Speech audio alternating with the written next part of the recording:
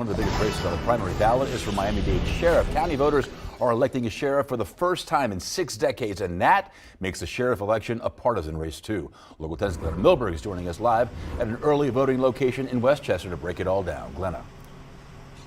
Louis, look at all these signs. This primary ballot for everyone is dizzying. The sheriff's race has 15 candidates, 4 Democrats, 11 Republicans, and so these candidates are trying to figure out how to differentiate themselves to voters.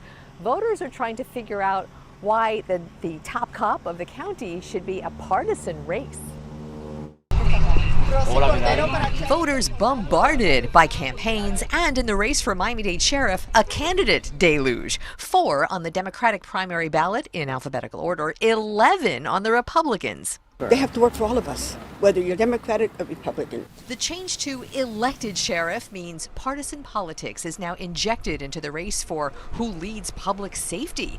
We find that concerns voters of both parties. I know the influence that are within. The political influence. The political influence. So I'm looking for somebody who's away from that. Influence is on full display and behind the scenes. Among Democrats, James Reyes has the county party leadership backing. Republican Rosie Cordero Stutz called a press conference to claim a rightful Trump endorsement. Our political separation is something that actually I wish we could find a middle ground. As your sheriff, all the candidates have law enforcement backgrounds, all but one in uniform. on community needs and community policing. Through several debates and forums, my platform is very simple: accountability and transparency in our police department. Fight gun violence and get illegal guns off of our streets. candidates are trying to set themselves apart. And do the research. Check out who you think, because who you think may not be who you think. Amen to that. Do your research.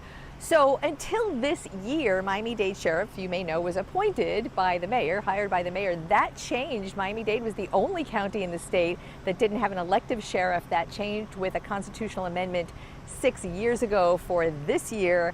So this has been 6 years in the making. They should be prepared to do that.